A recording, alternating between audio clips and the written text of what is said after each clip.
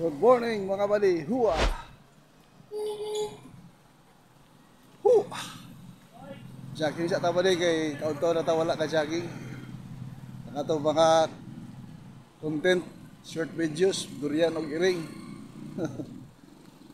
Jogging sa tabali, japos. Ang atong extra papawis ba di, kuhan?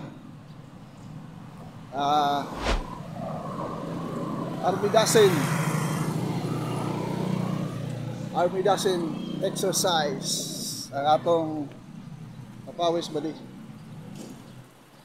Mag 5 kilometeran pagkahuman Army Dasin exercise.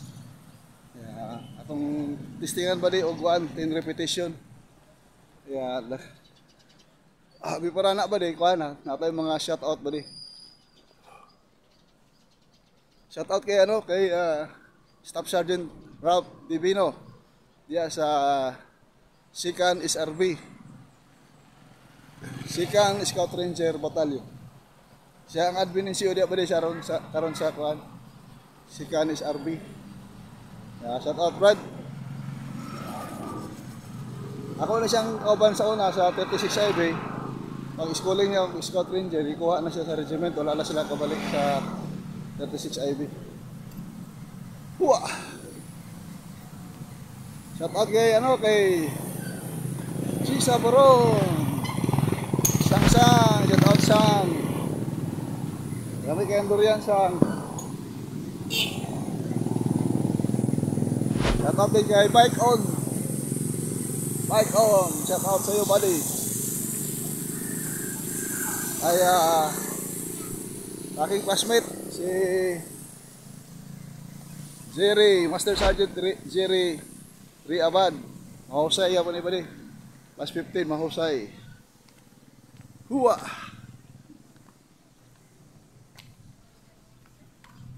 Shout out po ba kay ang labong classmate si Jerry Golye. Jerry Golye. Nakakaroon siya sa Jinsan mga minamahal na sa Jinsan.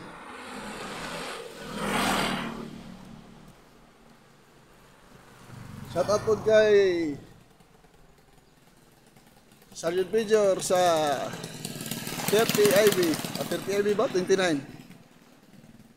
Shout out Master Sergeant SM Arnel Ortadoy.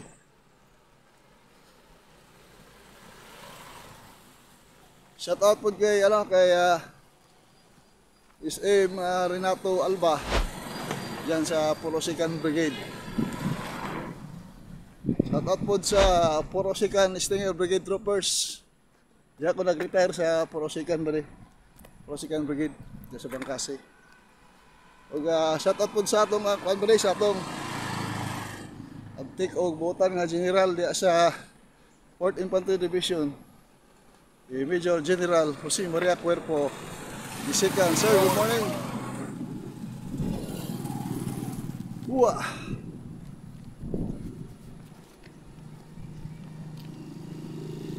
Shout out din kay kay Directory Vlogs. Ma'am, shout out sa iyo, good morning. Shout out din kay MGSF Learn Soon. Shout out buddy. Shout out din kay Bernes Binataw. Bernes Binataw, shout out sa inyo. Shout out din kay kay That's Coconut. Bali, marami tayong shout out ng bali kasi marami nag-comments. Kaya sino yung gustong magpa-shout out bali, mag-comments na kayo bali para makita natin yung comments nyo doon. Tapos i-post natin bali sa next video natin bali. Kaya takbo na tayo bali. Takbo hanggang may lupa. Kakainis walang pawis. Hua! Let's go!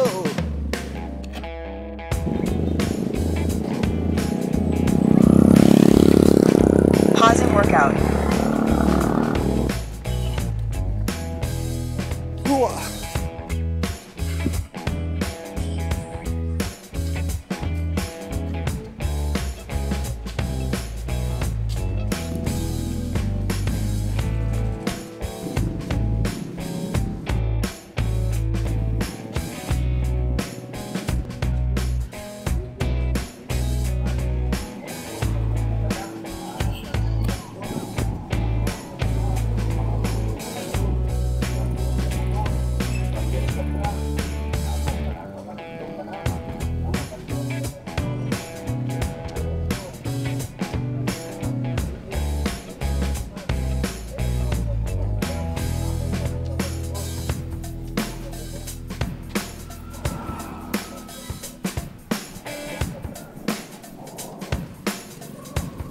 Halfway point, 2.5 kilometers to go. Time, 20 minutes. Average pace, 7:58 per kilometer.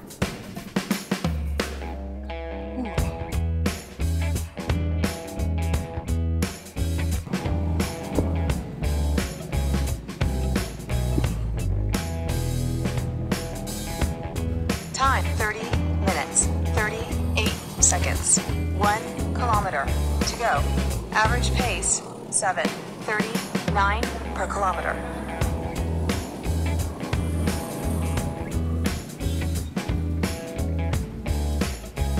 Time, 38 minutes, 9 seconds. Average pace, 7:37 per kilometer. Congratulations!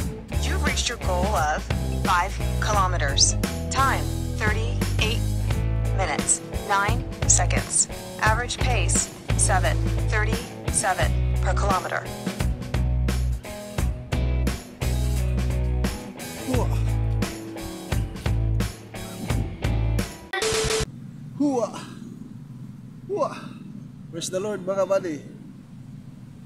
Salamat sa Diyos at natapos natin yung yung nakapag 5 kilometeran tayo buddy sa tulong at awa ng mahal na Panginoon. Tura buddy, 5 kilometers. Tama mara. Dito ko may agi sa likod bitaw sa Midcourt, tapos gawa sa merkado. Uyok diri gawa sa kuan. Diri sa Rotonda sa may Arbis. Diri ko agi, yan diri sa Rotonda. Kaya ato kuan karon bali extra papawis. Magkuanta bali mag army dozen exercise. And 10 repetition. Ha! Ato buhaton karon bali. Shout out pala bali kay retired Master Sergeant Guillermo Filipe ug sayang beloved wife si Sister Lorna Filipe. At kay si kuan na lang si kuan na lang. Pero si kuan ba si yang manghod ay magulang ba na niya manghod si kuan Sister Inday Mihurada ba na? Mihurada ba? Kalimot bang ko ba siya ang apelyido? Pizarro. Si Brother Pizarro o si Sister Inday Pizarro. Shout out sa inyo mga buddy, mga beloved sister brother. Napatiran kasi namin yan sa buddy sa church. Si Brother Felipe buddy, dating yan, medic sa 23rd IB. Yung nangyari doon sa 1992 sa Arasasan man siguro to, Surigao del Sur. Grabe yung ginawa ng mahal na Panginoon sa kanya, pamaraan ng mahal na Panginoon, yung paa niya na tapilok. Kaya nung natapilok yung paa niya, anong Tagalog sa hubag, lumubo yung paa niya, ayang tiil, hubag ba yung tiil. Pag hubag, ipakita niya sa iyang first sergeant, ibilin siya kay di man siya makalakaw. Ang question, kaya siya may medic, niya sama na kaya di pa niya makaya malakaw. Kato di ba di pamaagi to sa Ginoo nga iiway siya sa dako kayo nga hitabo. Sa history na diri sa Arasasan, Surigao del Sur, 1992. Ang akong rangguan na ba di, private pa ko. Private pa lagi ko. Siya to siguro mga sargento siguro siya to, kultural. Paglakaw sa tropa ba di, gibilin siya kay charge siya sa nagpasikol siya kay di man jud pwede ang ilang officer. Di man pud siya ipalakaw kay di man jud pwede yang tiil. Di man makakaya sa lakaw kay long range ba ang lakaw, operation. Pag operate sa tropa bali sa 23rd IB, shout out sa lahat ng 23rd IB, yung former kasi na-dissolve yung 23rd IB bago lang yung binalik. Pag uwi ba di, pag backtrack na nila, inambo sila ng NPA. Kung hindi ako nagkamali bali, 48 o 47 yung patay na sundalo. Patay na sundalo bali, 48. Inambos ng mga rebuilding NPA, New People's Army. Kaya yun ang niya. Yun ang pamaraan ng mahal na Panginoon sa kanya na Hindi man natin sinabi na hindi mahal mahal ng Panginoon yung mga sundalo na yun na nadali. Kaya yun na siguro ba yung tumaagi sa Ginoo ba nga maiway siya. Napay plano ang Ginoo siya ginabuhi mo nang iway siya sa Ginoo. Kaya dako kay ito nga himala balik, dako kay ito nga pagpapala sa iyang kinabuhi. Kaya salamat sa Dios bali nga inana nga mga pamaagi sa Ginoo ba. Posible kayo pero pag pinili di ka sa Ginoo sa tiyan patadaan, sabi ng Malpilon sa Jeremiah chapter 1 verse 5, sa tiyan patas sa itong inahan, sa sinapupunan pa tayo ng ating nanay, pinili na tayo ng mahal Panginoon. Kaya yan, pag may mga pangyayaring ganyan, hindi kuha ka talaga ng mahal Panginoon, hindi kayo pahamak kasi mahal ka ng mahal Panginoon. Huwa! Bali mag Army Dazen proper na tabali. Army Dazen exercise. Let's go! Huwa! Mas kumain ka rin! Kumain!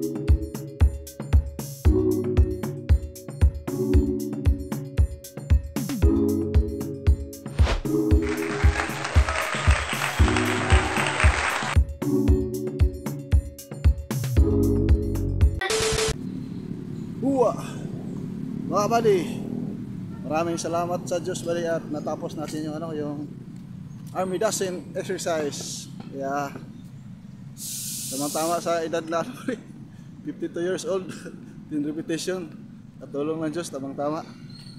Kaya siguro kung 15 repetition, wala, hindi ko na kaya siguro. Yung 10 repetition, ano lang siya, sakto lang. 10 repetition. Ha! Eh paano yun? 10 repetition, tapos ano yan kasi? 16 exercises yan eh. 16 exercises yan, yung RV Dancing. Kaya hindi sabihin na Dancing, RV Dancing 12, hindi. Dancing, kasama na yung 4, kasama sa Dancing niya. Kaya naging 16 exercise yan, tapos 10 repetition, kung bilangin mo yan, eh 160 ang yung galaw mo, 160 moves. Kaya yun, kaya medyo ano talaga, tamang tama yung RV Dancing. Kaya shout out pala kay ito yung hinahanap ni Batsing ko, si sa Mausay, si class 15 na Ramir Urbano Cheng, RV Dancing Cheng. Pag video ka rin Cheng, gawin mo para sa akin, pakita mo sa akin na nag-RV Dancing ka rin para walang bias. Uwa. Mga buddy, may may nagtanong lang sa akin, yung dati pa rin siya buddy nagtanong. Yung unang tanong niya, yung natalakay natin nung last video natin, yung last vlog natin, yung tanong niya, totoo ba daw na babalik ang mahal na Panginoon? Ang Panginoong Hesukristo. Kasi promise yan ng mahal Panginoon. Kaya nasagot na natin yung niya, ang tanong niya. Kaya sabi niya, glory to God daw, at least may daw siya, knowledge na siya, may babalik pala na Diyos. Kaya ang tanong naman niya pangalawang tanong niya, kailan daw babalik? Para daw mag-ready siya. Sa Bible sabi sa Matthew chapter 24 verse 36 ba yan? Kung hindi ako nagkamali, Matthew 24 verse 36. Kung hindi ako nagkamali sabi ng mahal Panginoon, sa kanyang pagbabalik, walang taong nakaalam, kahit mga anghel sa langit hindi alam kung kailan siya babalik. Mabasa niyo sa Matthew chapter 24 verse 36. Walang taong nakaalam kung kailan yung pagbalik niya, at pati mga anghel sa langit hindi nila alam kung kailan babalik ang mahal na Panginoon dito sa mundo. Isa lang ang may alam, yung Ama. Siya lang mismo, siya kasi yung Ama eh. Sabi niya sa John, Father and I are one. Siya yung Ama. Kaya walang nakaalam sa pagbabalik ng mahal na Panginoon, kahit sino, kahit anghel sa langit hindi alam, sabi ng Bible. Kaya bakit ginawa ng mahal na Panginoon niya na hindi niya pinaalam? Para siguro yung tao na may free will, may freedom ka to choose where you go, where you want, what you want in this earth, anong gusto mo sa mundong ito, anong buhay mo. Baga ang salita niya, binili niya sa atin sa mundong ito para kung sino yung sumampalataya at maniwala sa kanyang banal na salita. Katulad dito yung promise niya na babalik siya, na hindi alam ng tao at saka mga anghel sa langit. Ang Ama lang ang nakaalam, siya lang ang nakaalam. Kaya sinadya ng mahal na Panginoon yan para ang tao may free will siya na sa buhay niya. Hindi ba ang mahal na Panginoon ayaw niyang pilitin yung tao kung ayaw sa kanya. Kaya ang importante lang pag napakinggan mo yung salita ng Diyos, nakita mo, nabasa mo na yung salita ng Diyos, ang kailangan mo lang sumampalataya ka talaga na may Diyos na babalik at hindi alam ng mga tao. Kaya sa ngayon ang ibig sabihin ng mahal Panginoon na sinabi niya yan na hindi niya pinaalam sa mga tao, pati sa langit, para may tao may free will, kung anong gusto niya sa buhay niya. Tapos ito, nakakinig ka ng salita ng Diyos, napakinggan mo ng salita ng Diyos, nasa sayo na yan kung sumampalataya ka sa Kanya o hindi, o tanggapin mo siya o hindi. Pero may promise na babalik siya. Kaya babalik talaga ang mahal po. Pero wala lang taong nakaalam. Kaya ang ginawa ng mahal Panginoon yan para tayo may freedom. Nagdepende na yan sa tao kung paglingkuran niya ang mahal na Panginoon. Sa napakinggan mo yung salita ngayon ng mahal na Panginoon, nagdepende na yan sa iyo kung sumampalataya ka o hindi sa Kanya. Kasi hindi pa natin nakikita ang Diyos. Pero ang salita niya may kapangyarihan. Sabi niya sa Bible, sabi niya na heaven and earth shall pass away, but my words shall not pass away. Hindi ako nagkamali ba di? Matthew 6:33 yan? O iwan ko lang ba di kung tama ba yung sabi ko, Matthew 6:33.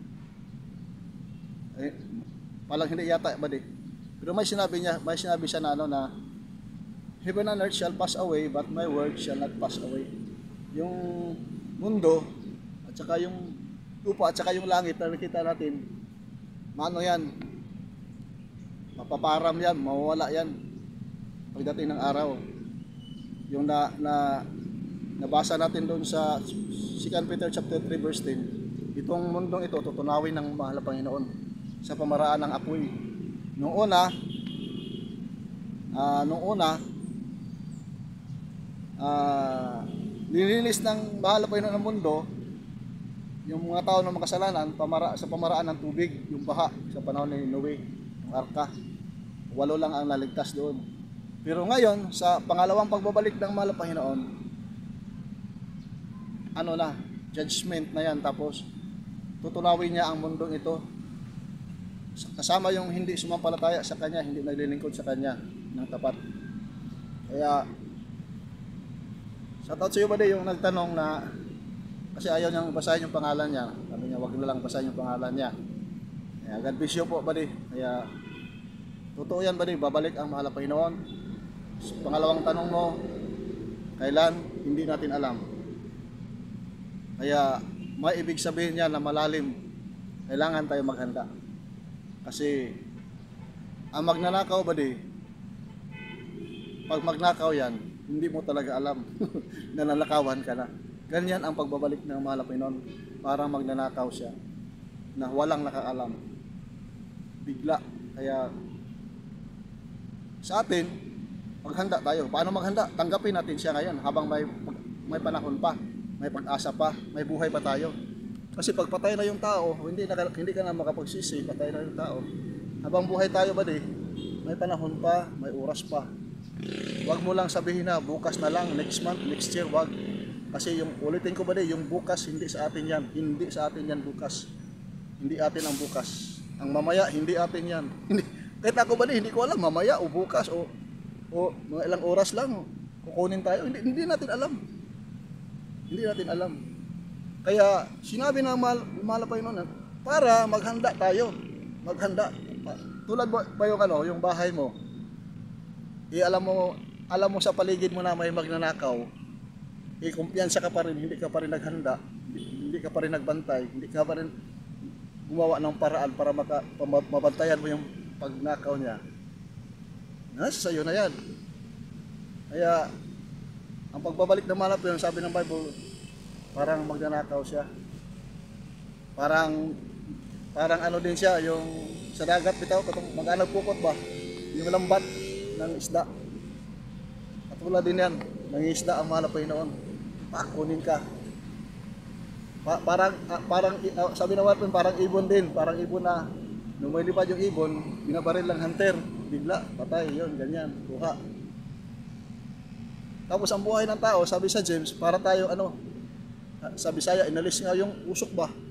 Kita mo yung usok, yung mga magluto ka ng kanin, tapos pagkulo yung kanin, di ba may usok-usok yung kanin, yung kaldero? Di ba, sa Bisaya, alisngaw, yung niya ba? Yung usok niya. Tapos, di ba makita mo yung usok? Kita mo yung usok? Mga ilang segundo mawala. Ganyan ang tao ba Kaya wag mo sabihin na sa pagbabalik ng mahal na Panginoon ka na maghanda. Kasi hindi natin alam kasi. Hindi natin alam. Siya lang ang nakakaalam. Siya lang nakakaalam. Kaya pinagpala kayo ba na nakarinig pa ngayon ng salita ng Diyos? Kasi ibig sabihin niyan, iniibig ka ng mahal na Panginoon Hesus. Ay tayo lang dito ba Ako ba hindi man ako pastor. Hindi man ako wala man akong alam sa kapag-aral, pero yung tinawag kami ng malapay noon, binago yung buhay namin. Kaya ngayon, nakapagpatulong ng Diyos, nakapagpasa kami ng salita ng Diyos. Ganun pala ang buhay ng tao. Di pala tayo perminti sa mundong ito. Darating pala yung araw na kukunin tayo. Tulad din sa makikita natin, sa mga syudad natin, sa barangay natin, di ba? May panahon na may namamatay. Ganyan tayo. Ganyan din tayo. That is the reality of man in this world. Yan ang tunay na mangyayari sa buhay ng tao dito sa mundo ito. Mawala tayo dito. Kahit ako ba hindi ko alam. Hindi ko alam kung kailan ako kunin. Pero alam ko na darating siya. Kung ako tanongin niyo ba alam ko na darating siya. Pero hindi ko alam kung kailan. Kasi sabi niya, walang nakaalam kasi. Tapos, sa pagdating niya, kaya ngayon, hindi pa siya dumating, kailangan na tayong maghanda. Paglingkuran na natin siya habang may panahon pa. Kasi pag sabihin mo bukas, mamaya, o next year, next month, hindi natin yun. Ulitin ko naman, hindi natin yun. Hindi natin yun. Ang problema dyan, kung hindi ka nakapagsisi, napakinggan mo na yung salita ng Diyos ngayon. Tapos, parang ano lang sa'yo, parang wala lang, nireject mo lang. Pagdating ng panahon, kukunin ka na mahal Panginoon. Sabi sa Bible, it is appointed unto man once to die, and after this is the judgment. Tinuturo na sa isang tao na mamatay isang beses, at pagkatapos dyan, ang paghukom. Mabasa mo yan dali sa Hebrew chapter 9:27. Kaya, mabasa mo yan. Kaya, ang paghukom, pagkunin ka na ng mahal Panginoon, hindi man tanungin ng mahal Panginoon sa'yo na ilang hektare yung lupa mo. Magkano yung deposit mo sa bangko? Magkano yung pira mo sa bangko? Hindi yan itatanong ng mahal Panginoon sa'yo. Hindi yung marami ka bang bahay, marami ka bang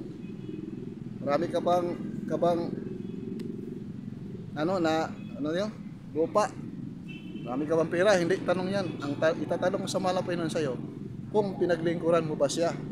Nung napakinggan mo yung salita niya, na may nag-share sa'yo, may nagpadating sa'yo, sa iyong mata, nakita mo at napakinggan mo sa iyong tinga, sa iyong pandinig, na may salita ng Diyos na napakinggan mo, at hindi mo tinanggap yon, pagdating ng araw, yan ang i-judge ng mahal Panginoon sa'yo. Kasi wala man natago sa Diyos. Kahit ngayon, sabi sa Bible, 3 or more, 2 or more, dalawa. Ikaw ngayon, nanood ka, kasama ka na dyan, dalawa na tayo. Kaya yan, 2 or more, nandyan ang mahal na Panginoon. Kaya, sa panahon na ito ngayon, hindi na biro ang buhay ng tao. Marami ng karamdaman mga tao, diabetic, cancer, marami ng karamdaman ng mga tao kasi dahil sa isa lang ang salita ng Diyos eh. Isa lang yung salita niya na bakit nagaganyan ang tao. Sa Romans chapter 6 verse 23. Romans chapter 6 verse 23. For the wages of sin is death. Ang kabayaran ng kasalanan ay kamatayan. Ang bayad sa sala mao ang kamatayan. But the gift of God is eternal life through Christ Jesus our Lord. Natatwat ang yung Tagalog sa gasa? Ano ba yung gift? The gift of God is eternal life. Ano ba yung Tagalog sa gasa? Regalo? Regalo. But the gift of God is eternal life. Ngunit ang gasa, sa Bisaya kasi gasa, ang gasa sa kinabuhi, mao but the gift of God, ang gasa sa Diyos, ano yan, regalo ba yan? Mas Tagalog, ilisod pag Tagalog ba rin? Ang gasa sa Diyos mo ang kinabuhing walay katapusan, eternal life through Christ Jesus. Sino? Sino ang magbigay? Si Kristo Jesus. Siya lang ang kaligtasan. Siya ang daan, ang katotohanan at buhay na walang hanggan. Jesus is the way, the truth, and the life. No one can go to the Father except by Him. Kaya napala kayo ba sa oras na ito na napakinggan mo yung salita ng Diyos. Kaya ngayon na po ang araw ng kaligtasan, hindi na bukas, mamaya. Ngayon, tanggapin mo ang mahal na Panginoon. Kaya mag-comments ka lang ba sa comment section kung gusto mong tanong ka ba mag-comments ka lang ba para mag-guide po namin kayo sa tulong ng mahal na Panginoon, sa habag ng mahal na Panginoon, kung anong kalooban niya.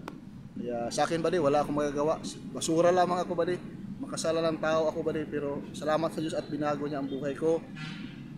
Pinakain kami ng mahal na Panginoon. Hindi man kami mayaman pero yung kaligayahan, yung kaligtasan, yung sa pamilya yung katawan namin sa awa ng Diyos, sa habag ng Diyos, maluksog yung katawan namin sa tulong ng mahal na Panginoon. Bigyan kami ng kapayapaan sa aming buhay, bagamat hindi kami mayaman, pero pinakain kami ng mahal na Panginoon. Kaya satisfied na kami dyan satisfied na kami dyan sa tulong ng Diyos, kasi sabi ng mahal Panginoon, kung maangkin mo ang buong mundo, ikaw na ang pinakamayaman sa buong mundong ito, pero wala ang mahal na Panginoon sa iyo, sayang ka pa rin Kaya kahit hindi ka mahirap, hindi ka mayaman, simple lang yung buhay mo, wala kang mga bagay-bagay sa mundong ito, wala kang lupa, wala kang bahay, wala kang dyan basta nasa sayo ang mahal na Panginoon Kristo. Yan ang pinaka-importante sa lahat. Yan talaga ang pinaka-importante sa buhay ng tao. Paglingkuran, tanggapin ang mahal na Panginoon Kristo para ang promise niya may buhay na walang hanggan ka, mga buddy. Kaya God bless you all, mga buddy. Kaya sa nagtanong darating ang mahal na Panginoon babalik siya, hindi lang natin alam kung kailan. Kaya kailangan maghanda. Be prepared to meet thy God, sabi ng Bible. Prepare to meet thy God. God bless you po, mga buddy. Hanggang sa muli. Takbo habang may lupa. Nakainis walang pawis. Huwa! Shout out buddy sa mga kanina shout out natin. Huwa! God bless, mga buddy. Bye-bye! Army Dasim! Exercise! Huwa! Takbo habang may lupa. Nakakainis walang pawis.